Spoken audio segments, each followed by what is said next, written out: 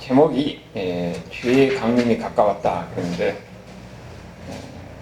우리가 이 주의 강림, 예수님의 다시 오심에 대해서 이야기할 때에 여러 가지 우리 주변에 일어나고 있는 이런 크고 작은 문제들, 항상 여기에 대해서 우리가 생각하지 않을 수가 없어요. 왜냐하면 예수님의 다시 오심을 가지고 사람들을 미혹해서 가정을 문제일으키고 삶이 한 사람의 인생을 파괴시키는 그런 경우가 지금 우리 가운데서 너무도 많이 있기 때문에 우리가 주의하지 않을 수가 없습니다. 우리가 오래전에도 보면은 다미성교라고 해가지고 주님이 곧 오신다, 몇 월 며칠 날 오신다 해가지고 사람들이 고등학생들은 공부를 안 해버리잖아요. 주님 오실 것인데 지금 수능시험하고 공부해서 무슨 소용이 있냐고. 그리고 또 어떤 사람들은 막 재산을 다 처분하고 이런 일이 있었어요. 그런데 그것이 또 옛날 이야기인데 지금 상황은 좀 어떻습니까? MBC에서 나는 신이다 뭐 하는 이 내용을 보면은 자기가 뭐 자칭 재림예수라는 거예요. 그러면서 사람들이 거기 많이 빨려 들어가서 인생의 감정이 불행하게 되는 그런 경우가 많은데, 그때 우리가 일반적으로 사람들이 그렇게 생각을 해요. 아니 저렇게 대학을 다니고 엘리트인 사람들이 어떻게 저기 미혹에 들어가고 저렇게 빠져가지고 인생을 그렇게 망치는가, 의아해하는 겁니다. 근데 우리가 그런 문제는 내가 엘리트든지 지식인인지 그런 상관이 없어요. 거기에 이제 항상 그런 마귀들은 성경, 진리를 빙자해서 사람들을 미워하는 것이기 때문에 처음에는 모르지요. 성경 공부 아주 잘 가르쳐줬다. 여러분, 성경 말씀은 우리가 볼 때 단순한 거예요. 거기에 무슨 비밀이 있고 그런 건 아니에요. 근데 거기에 들어가서 무엇인가 더 하나님 말씀을 배우고 싶어 하는 그런 마음이 있는 사람들을 끌어 들어서 거기서 완전히 시행시키는 겁니다. 그래서 빠져나올 수 없게끔 가스라이팅이 돼가지고 이제는 나오지 못하는 거예요. 그래서 문제가 되는 것이 지금 방송에 나오고 있는 그런 현상이죠. 그래서 우리가 항상 우리가 알아야 될 것은 주님의 강림에 대해서, 주님의 오심에 대해서 성경에서 뭐라고 하고 있는가. 그러면 주님의 강림을 기다리는 예수 믿는 사람들은 어떻게 살아야 되는가. 그것을 성경에서 보면 그 답이 나오는 거예요. 성경에서 뭐라고 말씀하고 있는지 그 이야기를 지금 오늘 우리에게 이야기해 주고 있는 겁니다. 주님의 오심에 대해서 그 이야기는 우리만 그렇게 관심 있는 것이 아니고 초대교회 당시에도 굉장히 관심이 많았어요. 그래서 이 야고보가 이야기하는 것인데, 주님의 오심을 기다리는 예수 믿는 사람들이 어떻게 살 것인가.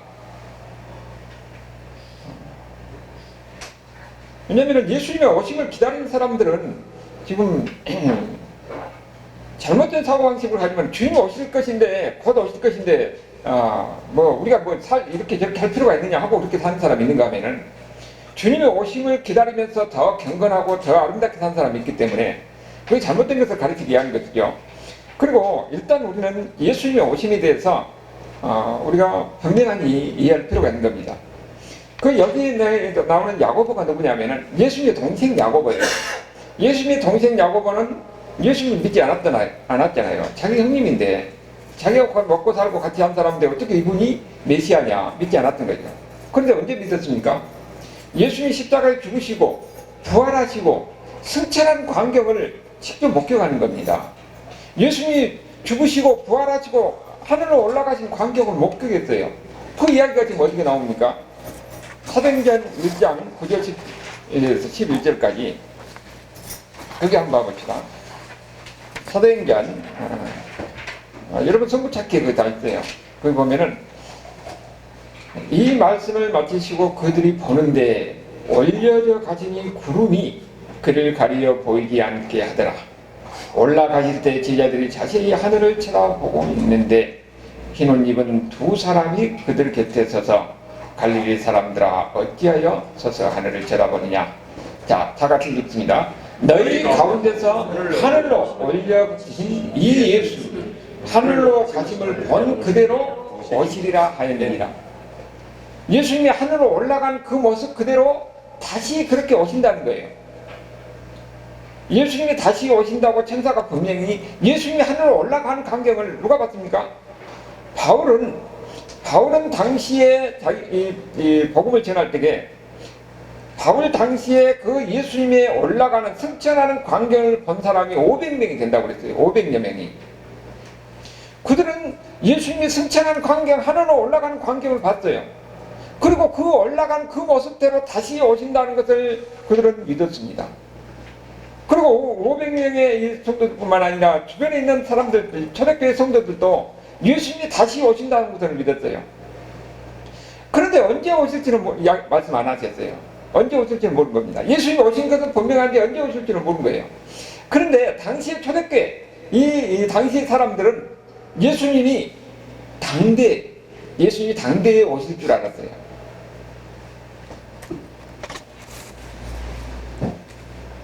그래서 그들에게 지금 말씀하고 있는 거예요. 그 예수님의 오심에 대해서도 예수님도 직접 말씀하십니다. 예수님도. 고의 마태복음 24장 27절이죠.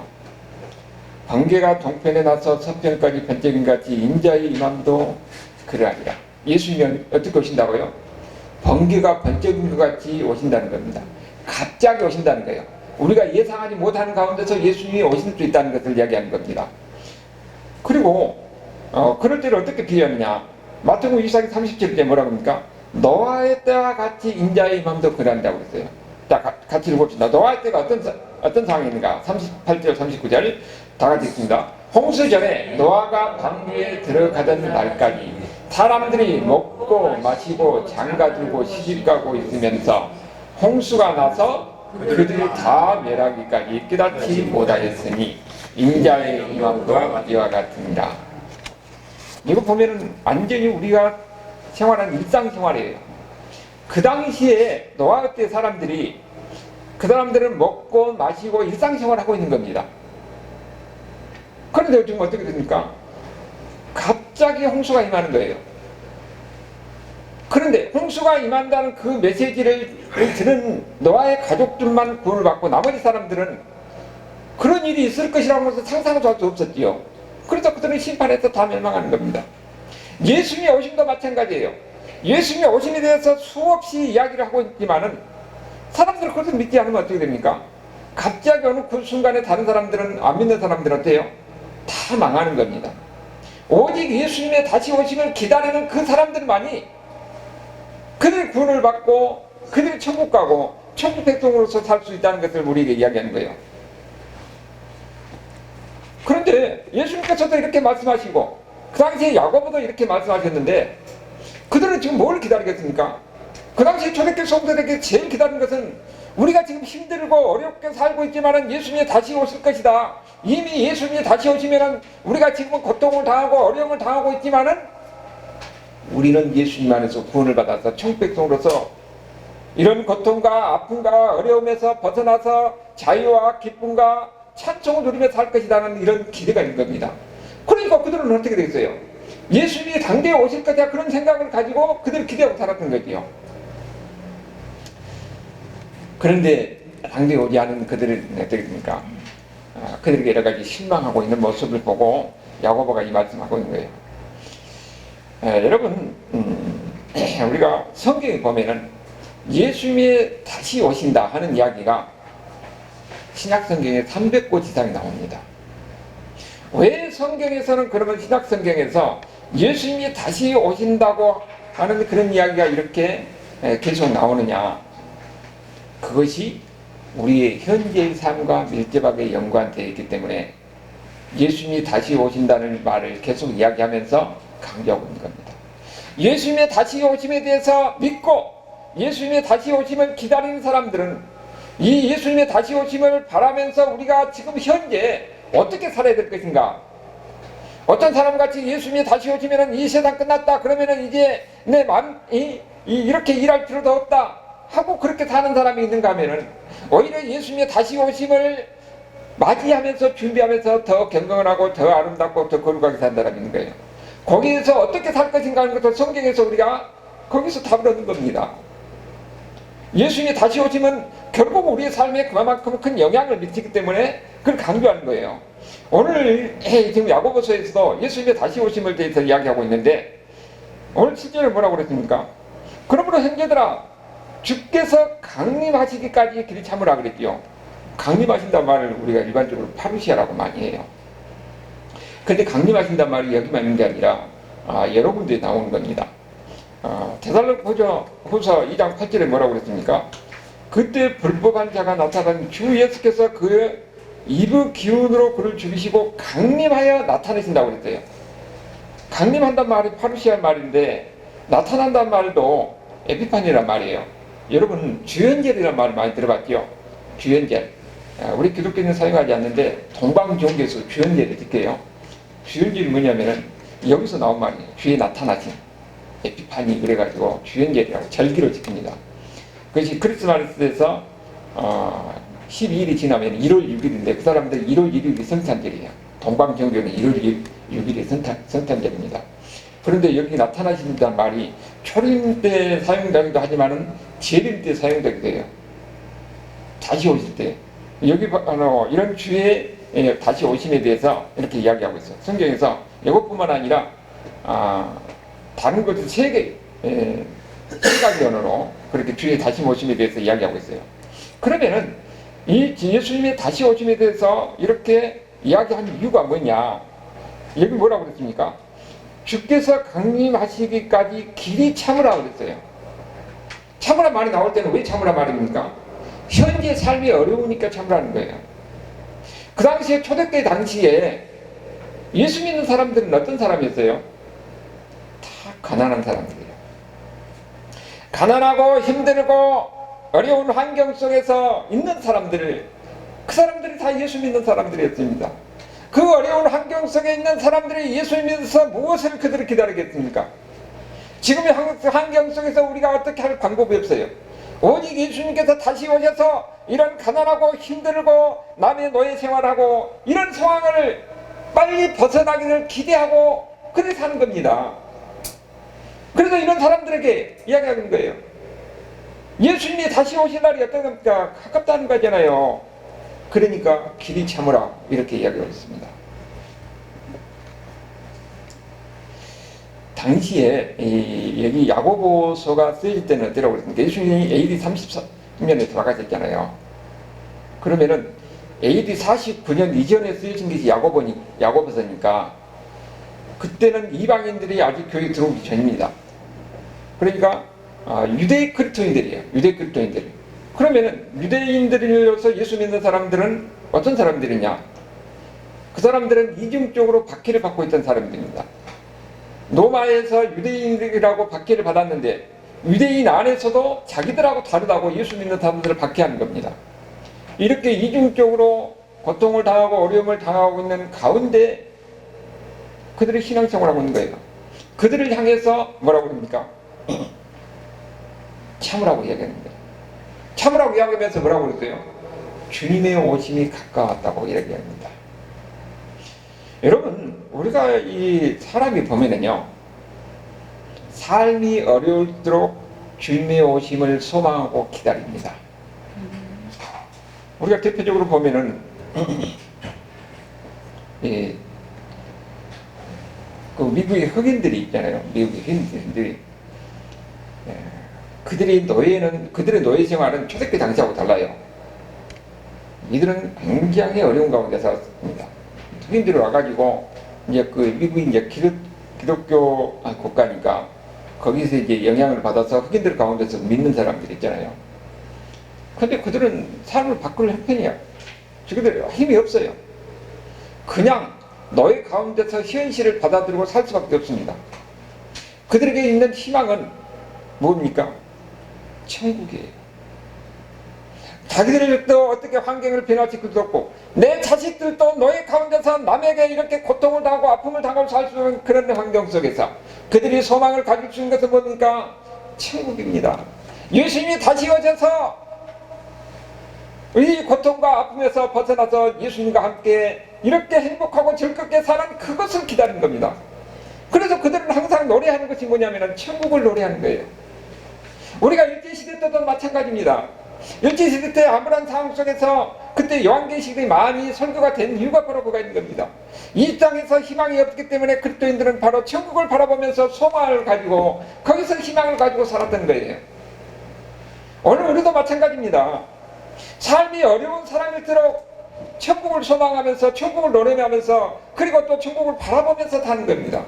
오늘 야고보도 야고보 당시에 삶이 어려운 그들을 향해서 주님의 강림이 가까웠다는 것을 이야기하면서 천국을 바라보면서 주님의 다시 오시는 그날을 바라보면서 살라고 그렇게 이야기하고 있는 겁니다. 그런데 우리가 지금 사는 상황은 어떻습니까? 여러분, 지금은 배고픈 시절도 아니고 나름대로 다 여유를 가지고 있어요. 물질적으로 풍요롭고 여유를 가지고 이런 사는 삶 속에서는 천국에 대한 소망이 별로 없습니다. 주님의 다시 오심에 대해서 기대하는 사람들이 별로 없는 거예요. 그렇기 때문에 우리의 신앙이 여러 가지로 절박함도 없고 간절함도 없고 천국에 대한 그런 기대하는 그런 마음도 없는 것이 지금 우리가 가는 이 시대예요. 그럴 때에 야고보의 말씀이 그 시대에 주었지만은 우리에게도 마찬가지입니다. 우리는 누구냐면은 예수 믿는 사람들은 우리 현실을만 사는 것이 아니라 다시 오시는 그 예수님의 다시 오시는 그 천국을 바라보고 사는 사람들이기 때문에 얘가 물질적인 풍요를 가지고 있고 많은 것을 누리고 어렵지 않더라도 우리는 항상 주님의 다시 오심을 잊어서는 안 되는 겁니다. 오히려 그들이 당시에 어려웠을 때에 그들은 천국을 강조하면서 천국을 바라면서 살겠지만 우리는 물질적인 풍요 속에서 이 간절함고 절박감도 없는 이런 시대에 오히려 우리가 천국에 대한 이 소망을 잊어버리기 쉽기 때문에 더욱더 오늘 우리 시대에 필요한 말입니다. 예수 믿는 사람들은 교회에 나와서 내가 평안이 왔고 내가 예수 믿으니까 천국 간다 이것으로 끝나는 건 안 되는 겁니다. 궁극적으로 우리가 알아야 될 것은 우리는 뭡니까? 예수님이 다시 오신다는 그 사실, 그리고 신약성경에서 수없이 300번 이상 그렇게 강조했던 사실은 오늘 우리가 예수 믿는 사람들로서 어떻게 살아갈 것인가 하는 것을 다시 한번 우리에게 확인시켜 주는 거예요. 그렇기 때문에 우리는 이 말씀을 오히려 더 마음속 깊이 두고 예수 믿는 사람들은 어떻게 살아야 되느냐. 여기 보니까 야고보는 뭐라고 그랬습니까? 길이 참으라 그랬어요. 길이 참으라. 길이 참으라 그랬는데 그러면서 뭐라고 그럽니까? 어떻게 참으라는 거예요? 보라, 농부가 땅에서 나는 귀한 열매를 바라고 길이 참아 이른 비야 늦은 비를 기다리나니 이렇게 이야기하고 있어요. 여러분, 여기의 이야기는 우리가 농사진 것하고 좀 다릅니다. 팔레스타인 지방에서는 10월 하순부터 11월 사이에 그때 비가 오는데 그게 바로 이른비고 3월 하순부터 4월 사이에 오는 비가 늦은 비예요. 그러면은 이 11월 정도, 10월 정도 되면 이제 파종을 해요.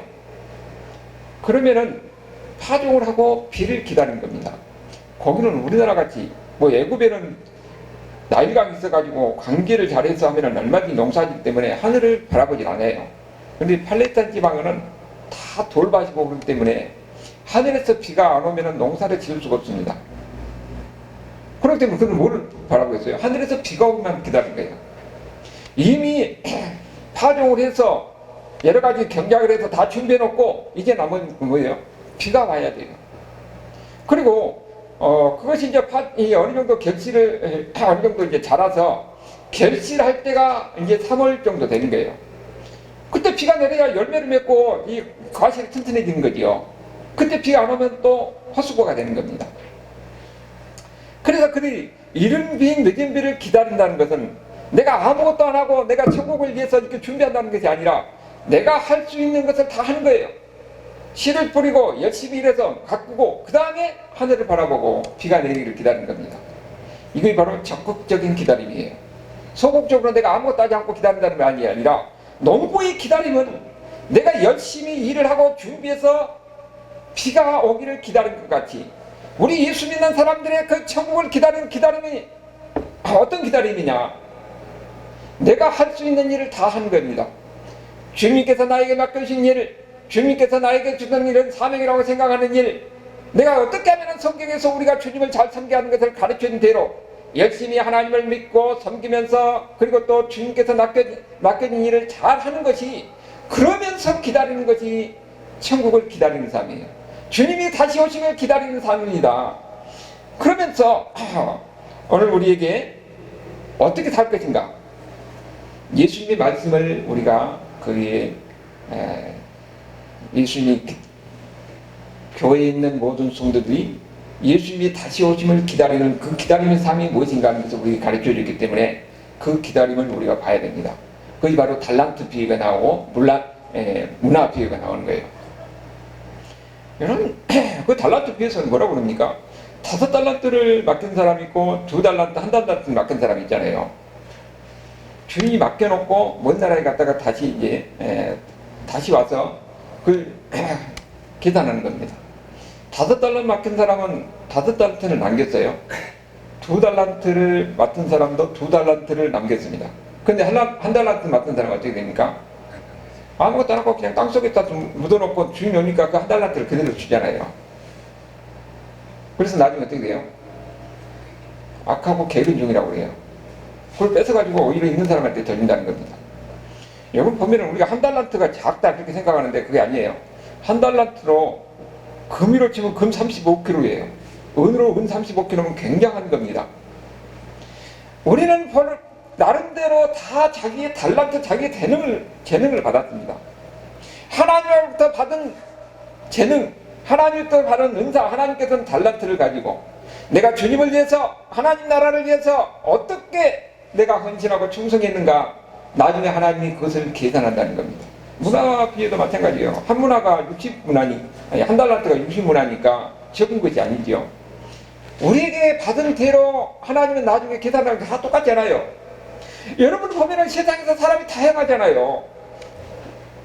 능력 있는 사람도 있고 또 그렇지 못한 사람도 있고, 열심히 일한 사람 있고 그렇지 못한 사람 있고, 또 열심히 일하고 싶어서 내가 병들고 육신적인 열악한 환경 속에서 그렇지 못한 사람도 있고, 세상에는 다 똑같지 않습니다.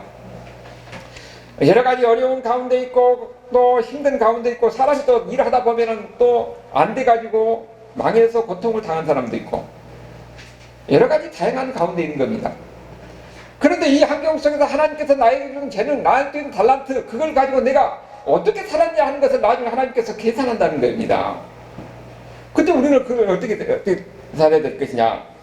여기에 농부의 기다림 같이 내가 가진 재능을 가지고 열심히 일해야 되는 거예요. 돈을 많이 벌는 그런 게 아닙니다. 내가 주님을 위해서, 하나님 나라를 위해서 어떻게 사용했는가 놔두고 그것을 가지고 계산한다는 거예요. 그래서 8절에 뭐라고 그럽니까? 너희도 길이 참고 마음을 굳건히 하게 하라. 여기도 길이 참이란 말이 또 나오지요. 왜? 주님이 강림이 가까웠기 때문에.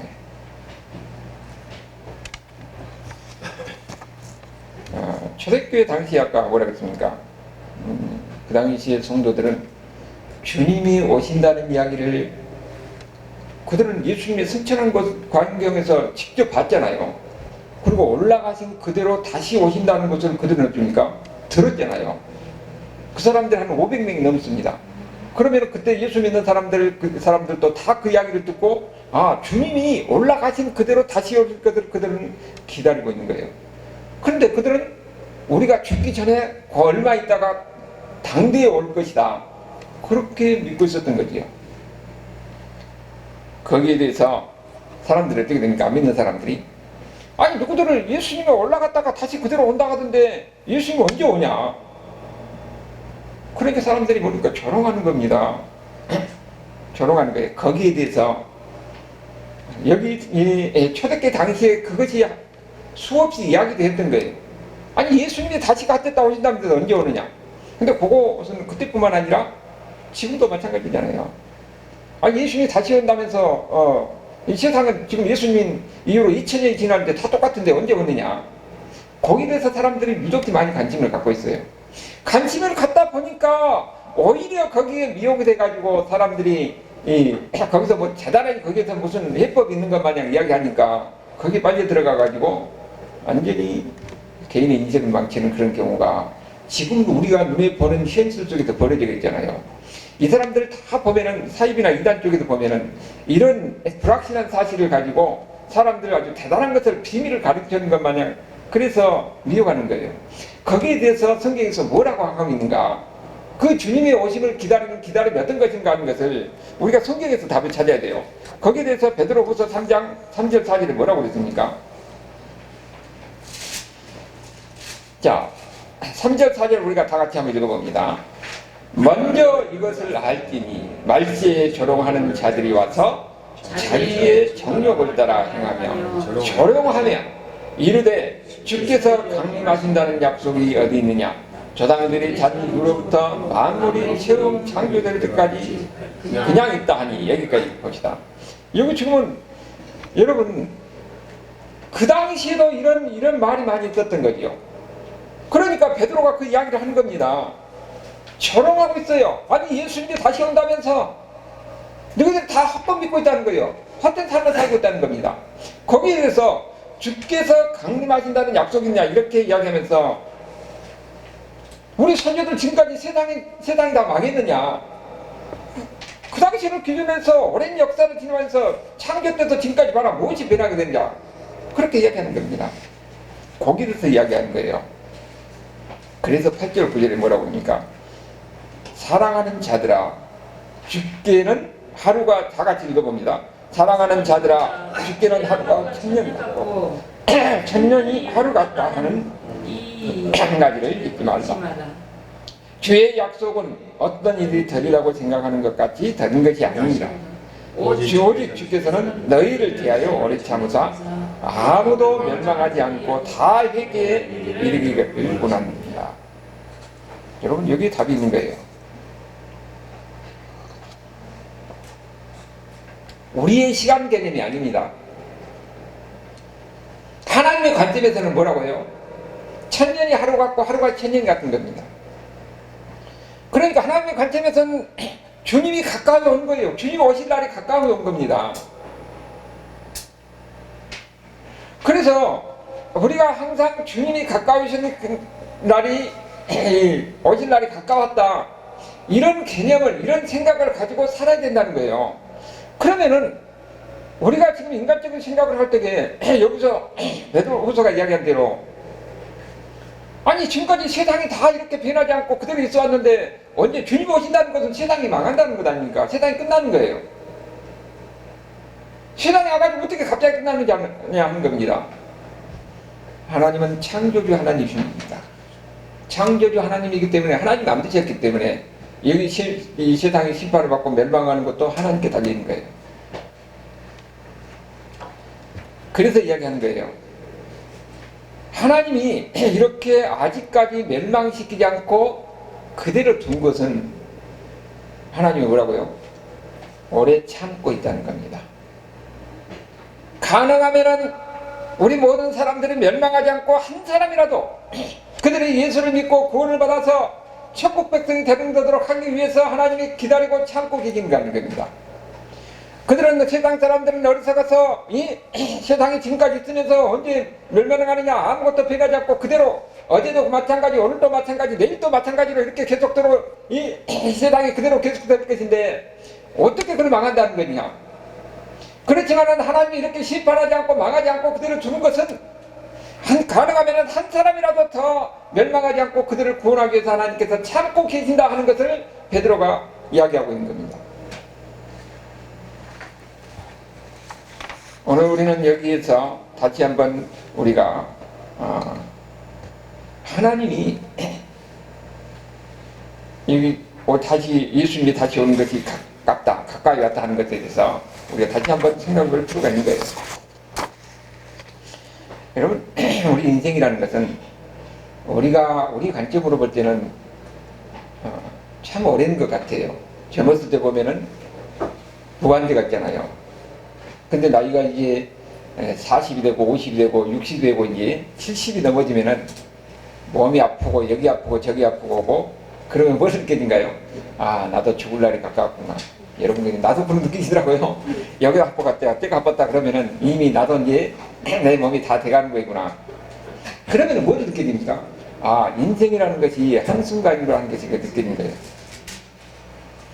여러분, 하루살이가 올챙이가 개구리 된 것을 모릅니다.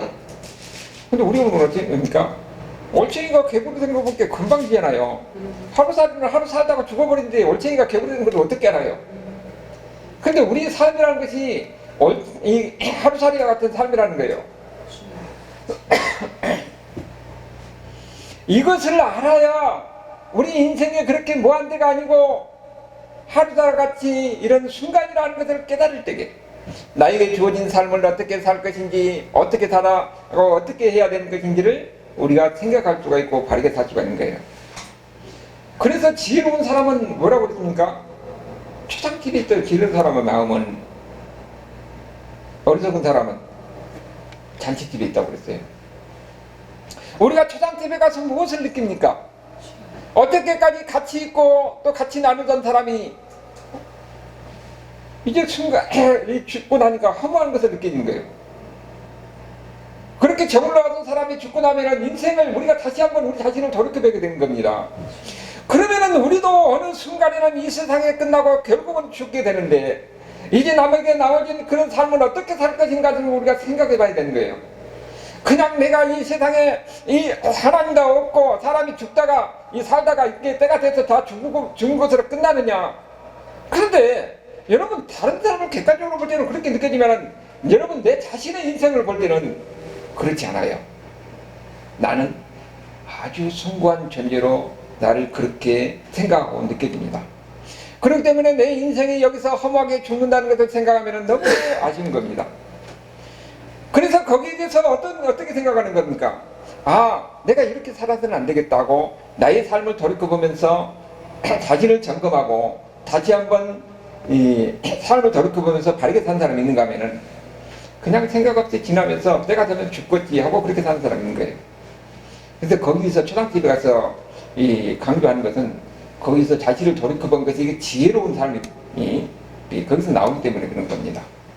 지혜로운 자는 인생이라는 것이 영원히 계속되는 게 아니라 하루 살아같이 어느 순간에 나도 끝난다. 그 다음에 나머지 삶은 어떻게 살 것인가 하는 것을 생각해야 되는 거예요. 그래서 예수님께서 계속 이렇게 다시 오신다는 것을 강조하는 것은 우리에게 지혜로운 삶을 가르쳐주기 위한 겁니다. 요한계시록 20장에서 성경 마지막에도 뭐라고 그럽니까? 이게 예수님께서 말씀하잖아요. 이것을 증언하, 다 같이 읽어봅시다. 이것을 증언하신 이가 이르시되 내가 진실로 속히 오리라 하시거늘 아멘 주 예수여 오시옵소서. 마라나타라고 그러잖아요. 예수님이 마지막에 뭐라고 그럽니까? 내가 진실로 속히 오리라. 예수님 말씀입니다. 예수님이 다시 오시는 것, 주의 강림이 가깝다. 이것을 인식하고 사는 사람은 현재를 어떻게 살아야 할지 스스로 생각해 볼 여지가 있는 겁니다. 주님이 다시 오심을 생각하지 않는 사람들은 어떻게 됩니까? 자기 마음대로 사는 거예요.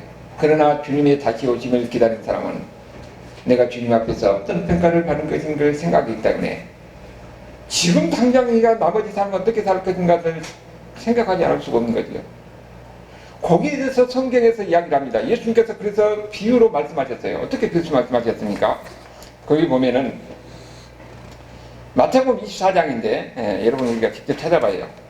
마태복음 24장 48절 신약성경 기록하지요. 마태복음 24장 거기 악한 종에 관한 이야기가 나옵니다. 마태복음 신약성경 42페이지예요. 신약성경은 뒤쪽으로 가니까 42페이지. 악한 종에 관한 이야기는 48절에서 51절까지 나옵니다. 악한 종에 관한 이야기가 거기 다시 한번 다 같이 읽어봅시다. 만일 그 악한 종이 마음에 생각하기를 주인이 저리 오리라 하여 동료들을 때리며 술 친구들과 더불어 먹고 마시게 되면 생각하지 않는 날 알지 못하는 시각에 그 종의 주인이 이르러 엄히 때리고 외식하는 자가 받는 벌을 지나니 거기서 술 피우며 이를 가비했으리라. 이 사람들은 뭡니까? 여기는 악한 종이 지금 주님이 지금 오지 않을 것이다. 그래서 자기 마음대로 행동하는 거지요. 먹고 마시고 놀고 이런 술취금 굴까 이렇게 올리고 그러다가 나중에 자기들이 예상하지 못할 때 그 주인이 와서 결국은 그들에게 징벌을 내리는 거예요.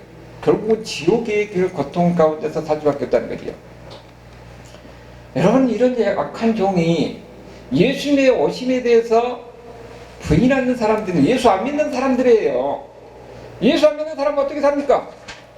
아니, 세상에 우리가 살다가 이 병 들고 늙고 그래 죽으면 끝나지. 그 다음에 무슨 소용이 있느냐. 그러면서 자기 생각대로 자기 마음대로 인생을 살아요. 그러면은 나중에 그러니까 이런 악한 종과 같은 그런 이 삶이네요. 결국 그들의 결말은 뭡니까? 지옥의 고통 속에서 심판을 받을 수가 없다는 것을 이야기하는 겁니다.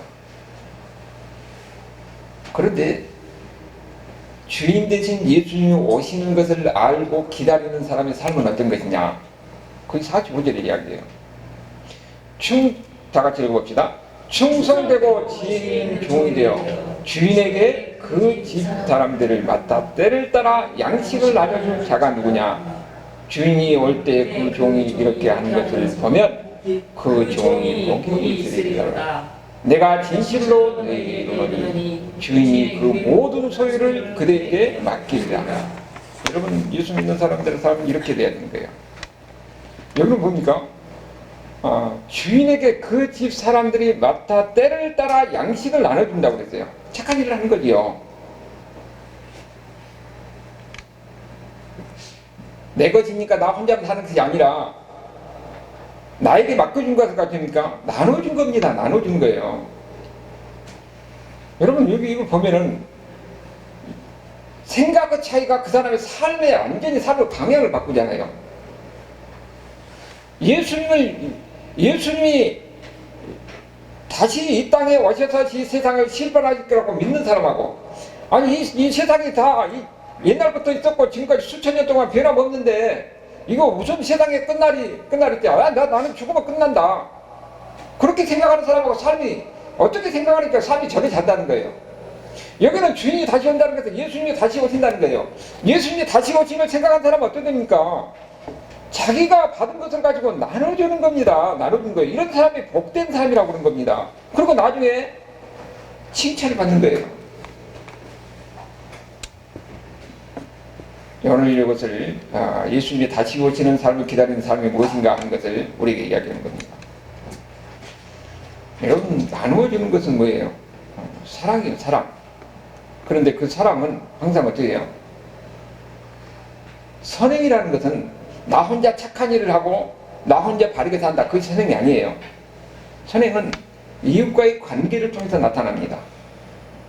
이웃과의 관계를 통해서 그들을 이루어가고 그들을 사랑하고 그들을 나누고 있는 것을 통해서 그들을 주고.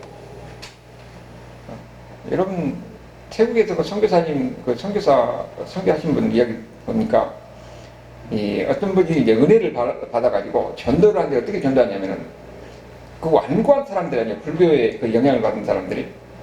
그러니까 자기가 갖고 있는 것을 주면서 사랑을 베푸는 겁니다. 그러니까 그 사람이 마음이 움직이는 거예요. 그래서 그 사람은 다른 사람들이 하지도 못하는 50명, 60명 이렇게 전도를 해가지고 교회 전도지를 할 때 그렇게 총동을 행사할 때 그렇게 하더라고요.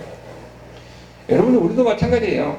예수님께서 오늘 우리에게 보여주는 착한 종은 뭐예요? 자기가 받은 것을 가지고 나눈 겁니다. 착한 것은 이웃과의 관계 속에서 어떻게 사냐 하는 것을 통해서 나타나는 겁니다. 베풀 줄 알고 나눌 줄 알고 그러면서 그 가운데 사랑하는 거예요. 이거 바로 칭찬받는 겁니다. 여러분, 우리가 나중에 어떻게 살 것이냐? 나 혼자 신앙생활해서 나 혼자 열심히 기도하고 나 혼자 착하게 지혜 안 지면 된다, 그게 아니에요. 오히려 그는 어리석은 종이라고 평가할 수밖에 없습니다.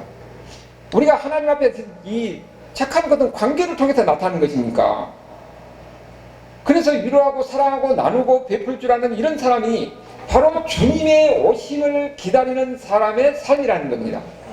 왜냐하면 오심을 통해서 그 다음에 그 평가를 받을 것이니까. 그래서 야고보서 5장 9절을 오늘 본문에 뭐라고 합니까? 형제들아, 원망하지 말라 그랬어요. 여러분 왜 원망합니까? 그 당시에 성도를 생각해보면은 사람이요 없고 힘들면은 사람이 이기적이 되고 공격적이 되고 다른 사람을 비판하고 비방하게 돼요. 여러분 우리가 시절이 어려울 때는 어떻습니까? 교회 가도 도둑질하러 교회 간 사람들 많잖아요. 신발 도둑, 뭐 수저 도둑 있고 옛날에 수저 도둑도 있었어요. 근데 지금은 삶에 좀 어느 정도 여유가 있으니까 누가 뭐 신발 도둑 있고 수저 도둑이 어디가 있습니까? 중국 사람들도 뭐 가서 뭐 도둑질하러 유튜브에 보면은 남의 휴대폰 뺏어가려고 그러더라고요. 우리나라 처음에 휴대폰 나올 때는 휴대폰 도둑질 많이 했는데 지금은 휴대폰 도둑이 없어요. 사람이요 삶이 각박하면은 그렇게 도둑질하게 되고 무엇인가 원망하게 되고 그렇게 되는 겁니다. 그러니까 그 당시에 초대교회 성도들은 그렇지 않아도 경제적으로 힘들고 삶도 어려운데 주님이 오신다고 그랬는데 오시는 것도 아니에요. 그러니까는 뭡니까? 원망하고 불평하고 이런 가운데 살고 있는 겁니다. 그래서 그들에게 하는 말이요 원망하지 마라. 그러면서 그들에게 뭐라고 그럽니까? 그리하여야 심판을 면하느니라. 원망하는 것은 믿는 사람들의 삶의 태도가 아니잖아요. 주님의 다시 오심을 기다리는 사람의 삶 태도가 아닌 겁니다. 우리가 주님의 다시 오심을 기다리는 사람은 하나님 앞에서 내가 어떻게 평가를 받고 어떻게 평가를 받을까 그걸 생각하는 사람이에요. 여러분 우리에게 달란트 비유를 통해서 주님이 오실 때에 다시 주님이 주인에게 다시 준다는 건 뭡니까? 5달러 받아라면 5달러를 어떻게 주는 거예요? 나누는 겁니다. 사랑을 나누는 거예요. 베풀 줄 알고 나눌 줄 알고 줄 줄 알고 그 당시에 초대교회에서 그러니까 거기다 우리 지금하고 다르게 있는 사람이 있지만 없는 사람은 다 이 노예들 아니면은 가난한 농부들 힘든 사람이지요. 그 사람들을 누가 안 주면 못 먹어요. 그러니까 거기서 뭐니까 서로 나눈 거예요. 베풀고 나누고 그러면서 예수 믿는 사람들 안에서 그 사랑을 베푸는 가운데 그렇게 함께 살아가는 거입니다. 그러니까 여기는 우리가 이 세상에 살면서 내가 받은 재능, 달란트를 가지고 어떻게 사용했는가, 어떻게 나누고, 어떻게 이루하고, 어떻게 베풀는가, 그것을 가지고 예수님께서 평가하는 겁니다. 그런데 나중에 하나님 앞에서 평가받을 것을 생각하지 않는 사람은 어떻게 됩니까? 내가 먹고, 너는 너요. 그러니까 그게 무슨 사랑이 있겠습니까? 그게 무슨 선행이 있겠어요? 그 관계가, 공동체가 깨지는 거지요. 이런 믿지 않는 이런 불신자들의 행동이라는 겁니다. 그리고 나중에 그들은 어떻습니까? 심판을 받는다는 거예요. 그래서 심판을 면하지 못하리라 이렇게 이야기하고 있는 겁니다. 오늘 우리는 바로 예수님이 말씀하신 대로 예수님이 다시 오신다는 것을 분명히 알아야 됩니다. 오늘 우리가 사는 환경은 그렇게 각박하지 않습니다. 모든 것이 다 여유있고 풍족한 가운데서 살고 있는데 문제는 예수님의 다시 오심을 믿기 쉬운 거예요. 그렇기 때문에 우리 예수님의 이 성경을 통해서 항상 우리가 기억해야 됐거든. 신약 성경에서 수없이 300번 이상 예수님의 다시 오심을 강조하는 것은 이유는 뭡니까?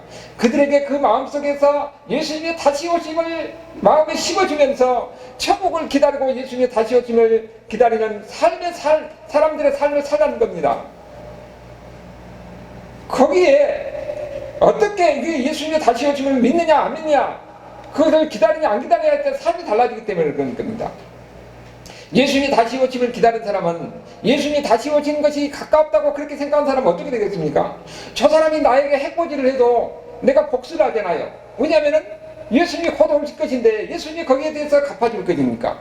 내가 손해받았을 때도 어떨 때는 보면은 손해받으면서 넘어가는 그런 경우가 있는 겁니다. 저 사람이 나에게 박해를 하고 또 내가 원망할 일이 있다 할지라도 원망하지 않고 그러면서 오히려 사랑으로 돌보고 이런 사람이 더 복된 삶이라는 것을 지금 이야기하고 있는 거예요. 거기에 대해서 보면은 예수님을 다시 기다리는 사람이 삶에 대해서 데살로니가전서 4장 16절 17절에 이야기하고 있는데 여러분 이 말씀을 우리가 많이 이용할 때는 어떻게 이용합니까? 나중에 예수님이 강림할 때 그 세상이 어떤 세상인가 하는 것들 얘기해요. 근데 우리가 그 의미는 무엇인가? 16절을 보면 다 같이 읽어봅시다. 주께서 호령과 천사장의 소리와 하나님의 나팔 소리로 친히 하늘로부터 강림하시리니 그리스도 안에서 죽은 자들이 먼저 일어나고. 왜 이 말이냐 하면은 이 나중에 마지막 때 예수님이 다시 오실 때에 이렇게 하늘에 나팔 소리가 나서 그저 하나님이 하늘에서 예수님이 강림한다고 그랬거든요. 그런데 이 이야기를 하게 된 이유가 있습니다. 아까도 이야기했지만 초대교회 성도들은 당대에 예수님이 다시 오실 것이라고 그렇게 기대하고 있었거든요. 그런데 그들을 볼 때는 보니까 사람이 차근차근 죽어가는데 예수님이 언제 오냐는 거예요. 그러면은 예수님 안에서 먼저 죽은 사람들은 어떻게 되느냐? 예수님이 다시 오시기 전에 먼저 죽은 사람은 어떻게 되느냐? 거기에 대해서 바울이 답을 주고 있는 거예요. 예수님이 다시 오실 때에 먼저 죽은 사람이 뭐라고요? 먼저 일어난다는 겁니다. 그런데 그리스도 안에서 예수 믿고 먼저 죽은 사람은 예수님이 다시 오실 때, 주님이 강림하실 때에 그때 그들이 먼저 살아난다는 거예요. 그러면서 공중에 끌려가는 거죠. 이 17절에 다 같이 읽어봅시다. 그 후에 우리 사람한 자들도 그들과 함께 금속으로 끌려오고 공중에서 주를 면제받으며 그리하여 우리가 주와 함께 있으리라. 여러분, 이 말을 들으면 얼마나 위로가 됩니까? 예수님이 다시 오심을 기다리는 사람들이 지금은 삶이 힘들고 어려워요. 그래서 예수님이 다시 오심을 바라보면서 그것을 소망하고 사는데 지금 현실은 변화되는 것이 없습니다. 그들은 가난은 똑같이 가난하고 남의 일해야 되는 것은 똑같이 일해야 되고 상황은 절박한 거예요. 그래서 그들에게는 계속적으로 예수님이 곧 오신다고 그랬는데 언제 오시냐는 겁니다. 그리고 사람들은 자꾸 죽어가는 그런 환경 속에서 우리는 이 세상에서 고통을 당하고 어려움을 당하고 이렇게 해서 죽음으로 해서 끝나는 것이 아니라는 겁니다. 먼저 예수를 믿고 죽은 사람은 그들은 어떻게 된다고요? 죽은 사람들이 예수님이 다시 오실 때 먼저 일어난다는 겁니다. 그리고 그들이 일어나고 이제는 우리는 어떻게 된다는 거예요? 같이 예수님이 다시 올 때는 그때 있는 사람들도 같이 부활해서 하늘로 올려간다는 겁니다. 그래서 이 소망을 가지고 그래서 18절이 중요한 거예요. 자, 다 같이 봅시다. 그러므로 이러한 말로 서로 위로하라. 천국에 대한 소망을 가진 사람, 예수님의 다시 오심을 기다리면서 산 사람은 이 세상에서 예수 믿는 사람이 어떻게 하는 겁니까? 그들이 힘들고 어려울 때에 서로 사랑하고 나누고 베풀면서 서로 위로하고 살라는 겁니다. 그것이 교회예요. 그리스도의 공동체입니다. 교회 안에서 서로 나눌 줄 알고 사랑할 줄 알고 어렵고 힘든 사람, 고통스러운 사람들은 그들이 다 있을 수가 있는 거예요. 형편에 따라서는 거기에 능력이 되지 못해서 사는 사람도 있습니다. 그들과 사랑을 나누고 살아야 한다는 것을 이야기하고 있는 거예요. 이것이 주님이 가까이 오는 것을 생각하고 또 믿고 사는 사람들의 삶이에요. 내 것을 가지고 나 혼자 많은 것을 누리고 그렇게 사는 사람은 결국은 그걸 뭐라고 그랬습니까? 지옥의 심판을 기다리고 있는 것인데, 예수님의 다시 오심을 기다리는 사람들은 어떻게 산다고 그랬습니까? 우리에게 지금 앞으로 마지막 때 순간 예수님이 오실 때 어떤 광경인지를 보여주면서 이 소망을 가지고 우리는 서로 위로하고 사랑하는 겁니다. 그때는 어떤 거요? 내가 주어진 환경, 내가 주는 달란트, 나중에 받은 이런 재능을 가지고 그래가지고 베풀 줄 알고 나눌 줄 알고 그러면서 그 공동체가 천국을 바라보는 천국 백성들의 삶이 되어야 한다는 것을 이야기하는 거예요. 거기에 대해서 베드로전서 4장 7절인데 우리가 야고보서 뒤에 보면은 4장 7절을 보니까 뭐라고 그랬습니까? 자, 만물의 마지막이 가까웠으니 그랬죠. 여러분 항상 여기에서 이 가깝다고 하는 것은 우리 개념이 아니라고 그랬죠. 하나님 관점에서는 하루가 천년 같고 천년이 하루 같으니까 하나님 관점에서는 이제는 만물의 때가 가까웠다 그렇게 얘기하는 거예요. 마지막이. 그러므로 너희는 정신을 차리고 근신하여 기도하라. 항상 주님의 다시 오심을 기다리는 사람들. 여러분, 우리 인생은 우리가 볼 때는 무한대같이 느껴진 겁니다. 당장 내가 내일 거 죽을 것 같지 않아요. 내일도 마찬가지, 모레도 마찬가지. 이제는 언제 죽을지 모르지만은 예수님의 주님이 우리 마음속에 절박하게 느껴지는 않습니다. 그렇기 때문에 예수님의 다시 오심, 주님의 강림이 절박하게 느껴지지 않으면 우리는 삶이 절박한 삶이 안 됩니다.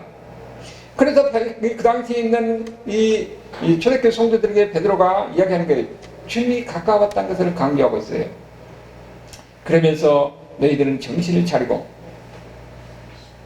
예수님이 가까이 오지 않았다고 해서 내 마음대로 살고 내 마음에 이런 부패한 정욕대로 이기적으로 먹고 마시고 그러면서 그렇게 사는 사람들에게 하는 경고입니다. 너희들은 바로 예수 믿는 사람이라면 정신을 차리고 스스로 절제할 줄 알면서 하나님을 믿는 사람답게 경건하게 살아가는 거예요. 항상 기도하는 가운데서 그날을 바라보면서 살아야 된다는 것을 이야기하는 겁니다. 그리고 뭐라고 그럽니까? 무엇보다도 뜨겁게 서로 사랑할지니 사랑하는 허다한 죄를 덮느니라. 서로 사랑하면서 살아가는 겁니다. 주님의 오심을 기다리는 사람의 삶은 서로 사랑하는 거예요. 그리고 9절에 보니까 뭐랍니까? 서로 대접하기를 원망 없이 하고, 내 것 가지고 다른 사람을 줄 줄 아는 이런 사람이 되어야 된다는 겁니다. 그것이 주님이 가까이 오심을 기다리는 사람의 삶이에요. 여기서 보니까 주님을 다시 오심이 가까웠다고 기다리는 사람의 삶은, 이게 주님이 오시니까 이 세상 끝나니까 나 아무것도 안 할란다, 그냥 이렇게 살란다, 공부도 안 하고, 이런 사람이 아니라는 거지요. 오히려 더 경건하고 더 선하고 아름다운 삶이에요. 나눌 줄 알고 베풀을 줄 알고 어려운 사람들을 같이 서로 돕고 그러면서 사랑하고 위로하고 격려하는 가운데서 우리는 다 같이 천국 백성이다, 천국에서 주님이 오실 때에 우리는 다 구원받을 사람이다 하는 것을 거기에 소망을 가지고 서로 사랑하면 나면서 사는 이런 공동체, 이게 바로 교회인데 이런 삶을 살아야 된다는 것을 이야기합니다. 그리고 야고보서 5장 9절에서도 이야기하는 것이 뭐예요? 후반절에 보라, 심판주가 문 밖에 서 계신다고 그랬어요. 문만 열면은 그 심판주는 예수님이 다시 오셔가지고 계신다는 겁니다. 바로 우리 곁에 있다는 것을, 가까이 있다는 것을 우리에게 강조하는 겁니다. 여러분, 이것을 느끼면 어떻게 되겠어요? 내 마음대로, 내 욕심대로, 내 정욕대로 살 수가 없는 거죠. 베드로가 이야기한 대로 우리는 항상 정신을 차리고 깨어서 근신하면서 기도하고 사랑하면서 나누는 삶이 될 수밖에 없는 겁니다. 초대교회 당시 삶은 그들이 어려운 상황, 그들의 환경 속에서 이야기했지만 오늘 우리는 그렇지 않은 환경이라 할지라도 오히려 물질적인 풍요 속에서 형식적인 신앙생활을 하기가 쉽습니다. 주님의 오심에 대해서 절박한 것이 없는 거예요. 그렇기 때문에 우리는 이 말씀을 다시 한번 우리 마음속에서 기억해야 합니다. 우리 인생이라는 것은 영원히 살 것 같지만 길어야 100년, 그 100년이 하나님의 관점에서는 한순간이에요. 이제 남은 삶을 어떻게 살 것인가, 남은 삶을 하나님 앞에서는 어떻게 평가를 받을 것인가를 우리가 생각하고 의식하는 사람이 되어야 됩니다. 내가 가진 것을 가지고 나만이 아니라 같이 나눌 줄 알면서, 그리고 거기에서 서로 사랑하면서 주님 앞에 나갔을 때 잘했다 칭찬받는 이런 하나님의 사람이 되어야 된다는 겁니다. 그런 가운데서 그런 삶이 복 있는 삶이고 그런 삶이 행복한 삶이라는 것을 이야기하는 겁니다. 우리는 보면은 세상 속에서 또 어려운 사람도 있어요. 육신적인 질병 가운데 있고 사업이 어려운 망해서 절망적인 삶이 있을 수가 있습니다. 인생은 하나님의 관점에서는 순간이라고 그랬어요. 오늘 베드로전서에서 바울이 이야기한 것 같이 우리는 여기서 끝나는 것이 아니고 주님이 오시는 그날 주님 앞에서 믿는 면역한 사람들, 그리고 또 그때까지 있는 사람 모든 사람들이 주님 앞에서 천국으로 올려가는 천국 백성이에요. 우리는 천국에서, 천국 안에서 예수님과 함께 영원히 살 거라는 이런 소망이 있을 때에 우리가 억울한 것이 있고 힘든 것이 있어도 이것을 언제든지 용서할 수 있고, 그리고 또 견뎌낼 수가 있고, 그리고 여기에 절망하지 않고 살 수가 있는 겁니다. 이것이 예수 믿는 사람들, 천국을 소망하는 사람들의 삶이에요. 여기서 우리는 희망을 갖고 오늘 야고보가 우리가 이야기한 대로 서로 사랑하면서 위로하면서 그러면서 살아가는 이런 행복한 주의 백성들의 삶이 될 수 있기를 주의 이름으로 축원합니다. 아멘.